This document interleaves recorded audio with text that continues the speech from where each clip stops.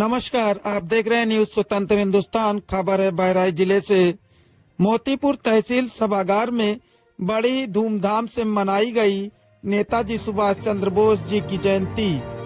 आज 23 जनवरी को केंद्रीय प्रमुख अनिल दुबे आजाद के मार्गदर्शन में बहराइच जिले के सभी तहसीलों में नेताजी सुभाष चंद्र बोस जी की जयंती मनाई गई, जिसमें क्रांतिकारी पत्रकार परिषद संगठन के सदस्य घनश्याम वर्मा, कुलेराज यादव, शालिग्राम यादव, शरीफ अहमद, प्रेम नारायण शुक्ल, संदीप गुप्ता, आलोक गुप्ता, उदय मौर्य, मुकेश कुमार और मोतीपुर तहसीलदार अंबिका चौधरी मौजूद रहे। कार्यक्रम में नेताजी सुभाष चंद्र बोस जी को फूलों का माला पहनाकर नतमस्तक किया गया और बारी बारी से क्रांतिकारी पत्रकार साथियों ने अपनी अपनी बातों को नेताजी की जीवनी को बताया।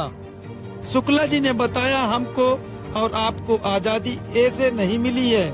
आजादी के लिए पता नहीं कितनी माताओं की गोदी सूनी हो गई है और पता नहीं कितनी महिलाओं के सुहाग खत्म हो गई और पता नहीं कितने बच्चे अनाथ हुए हैं।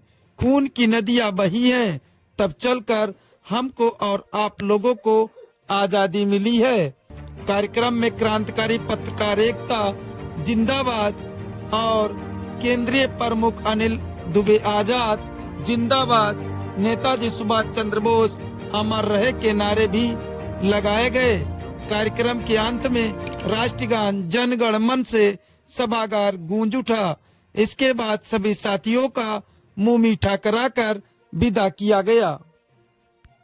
क्योंकि केवल नारे लगाने से आज़ादी नहीं मिलती है। आज़ादी को लेने के लिए हमारे महापुरुषों ने अपने जान की बाजी लगाई। न जाने कितनी माताएं और बहनें विधवा हुई, न जाने कितनी माताओं और बहनों की मांग का सिंदूर चला, न जाने कितनी माँ बहनें अबला हो गई, अनाथ हो गए माता पिता। और भारत की भूमि ने न जाने कितना खून जो है हमारे वीरों का जब प्राप्त किया। जैसे कुल और कुलीफा का निर्माण होता है, अगर बड़े कुल और कुलीफा होते हैं तो आज भी हमारे वही संस्कृति के अनुसार अगर वो कुल इंजीनियर बनाता है, जब वो नहीं कर पाता है, जल्दी नहीं वो जीत पाता है, तो वहाँ पर भी बलि प्रथा चलती है और जब बलि देते हैं तब जाकर के वो कुल जीतता है।